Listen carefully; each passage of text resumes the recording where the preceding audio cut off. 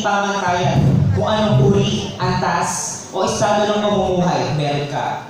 At lalong-lalong hindi pamantayan kung gaano ka man kapangit o gaano ka man kaganda. Lagi niyo pong tatandaan na sa mata ng Diyos, dito sa mundong ating ginagalawahan, ang basihan ay kung ano ang nagagawa mo kabutihan.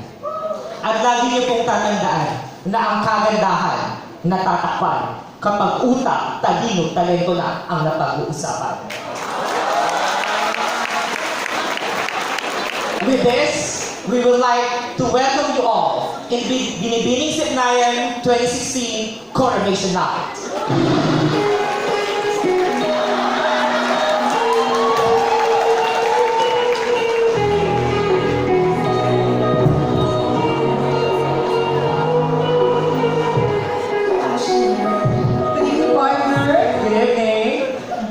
Bonggang talaga kahit kailan. Thank you. As always. After all the challenges the contestants have undergone, hindi mo ilang screening yun, eto na ang moment. Yes. And I think we are doing this as math fishers because we believe that life is boring without math. That is, life without challenge is not life at all. True din naman, di ba? Pero wait, ano ba mga naging criteria natin for this? Okay, as for the criteria, we have the following. First, the contestants need to be intelligent.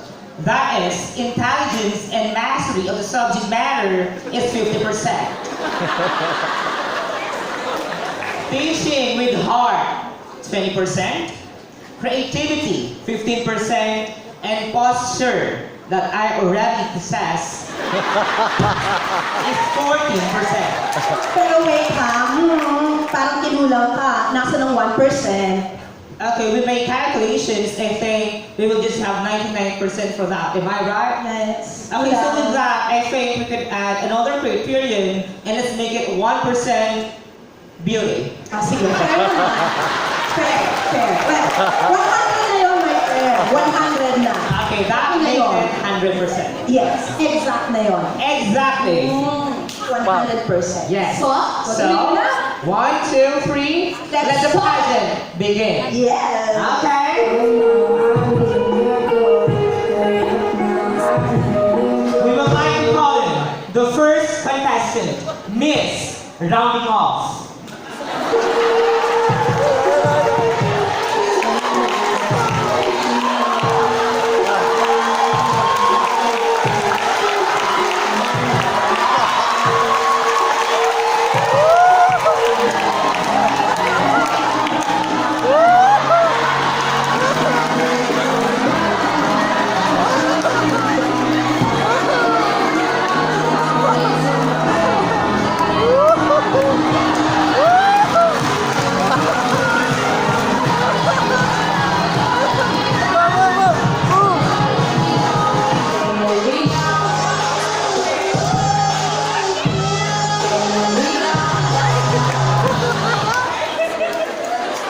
Forward. Mike. We will round you. Round you. We will round you. Mike. We will round you. Round you. We will round you. Round you. Round you. Stay there. Contestant number 2, Miss Zero. Mike.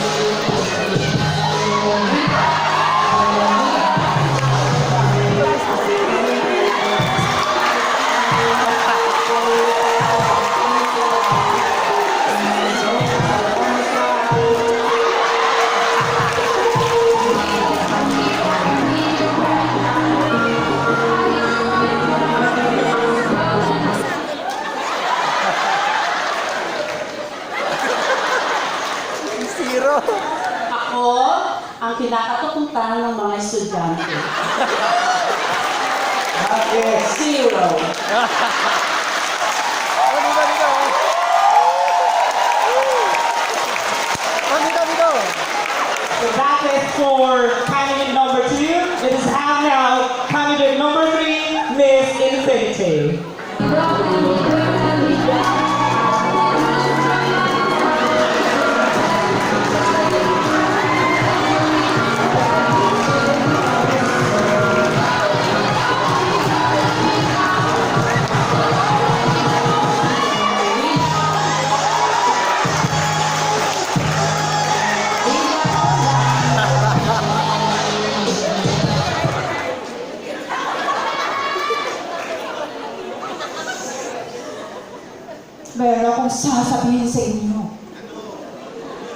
sabi nyo, walang forever.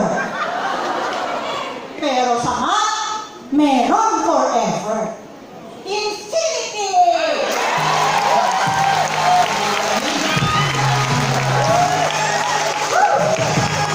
Contestant number 4, parallel lines.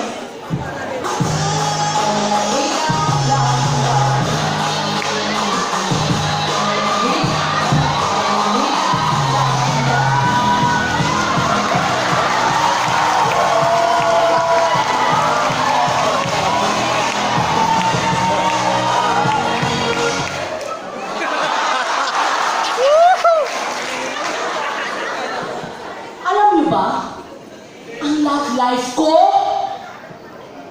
parang parallel line. Bakit? Kasi kahit anong gawin ko, di kami mag-meet.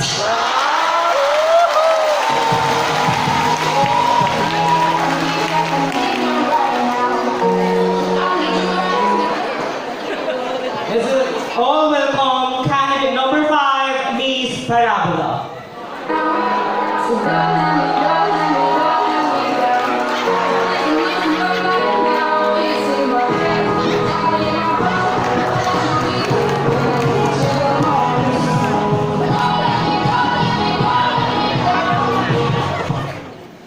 Ang pag-ibig ko sa'yo ay parang parabola. Bakit? Parang bula.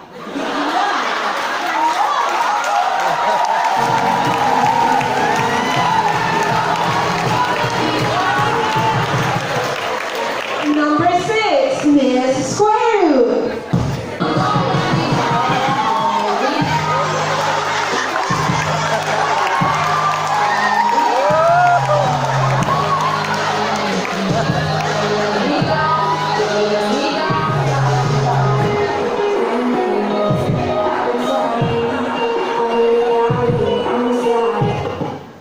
Sabi ng nanay ko, paglaki ko, gusto niyang maging square root of Wag ito, 1. wag ito. Ang gusto ko naman, maging square root of 25. Bakit? Kasi gusto ko ang limang pa. Pa. Pa. Pa. Pa. Pa. Ganun.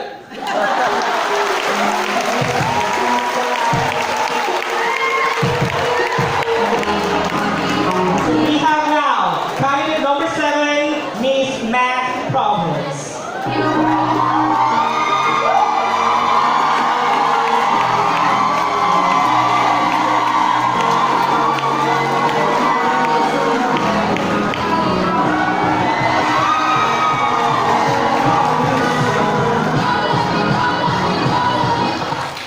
Hi.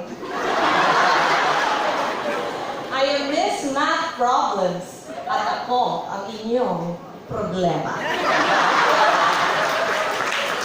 Ang sabi nila, ang math problems ay parang crush mo lang. Bakit? Kung di mo magets, titigan mo na lang.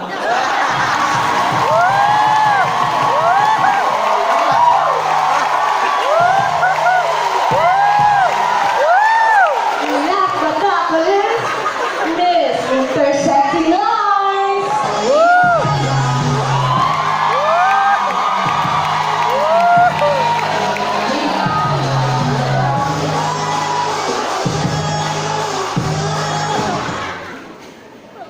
You and me, destined to be.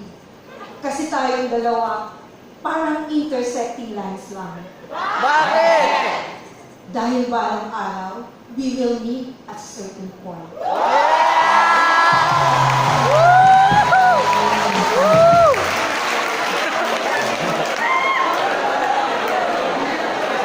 Ladies and gentlemen, once again, the candidates for Binibining Sipnayan 2016.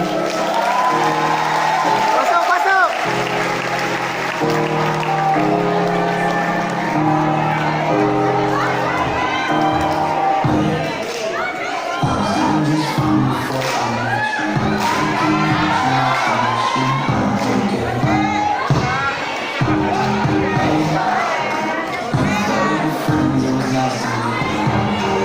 You may show up.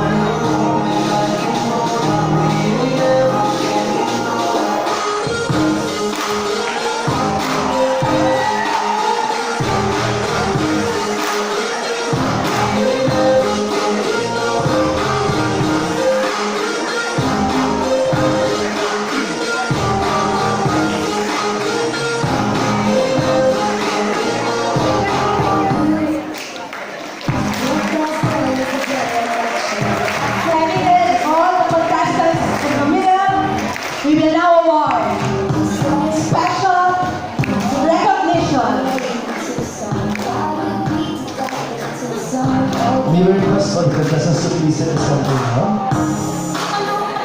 Now, before this coronation parade, the contestants underwent the pre-judging activities. So, contestants, please be ready. Ladies and gentlemen, I will now give you different special awards. I will start with Best in Bali Integration. Best in Bali Integration goes to Miss Parabola. Second special award. So may I request, okay.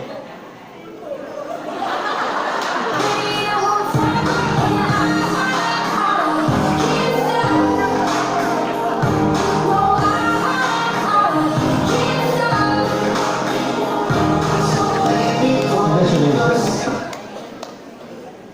The second special award is Best in Technology Integration. And this award goes to Miss Math Problems. Congratulations.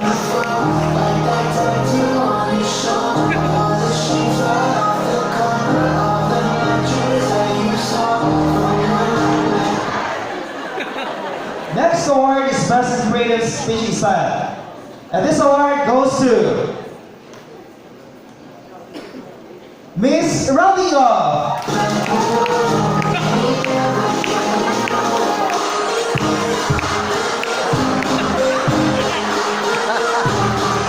Oh, she can't do this. Oh, congratulations.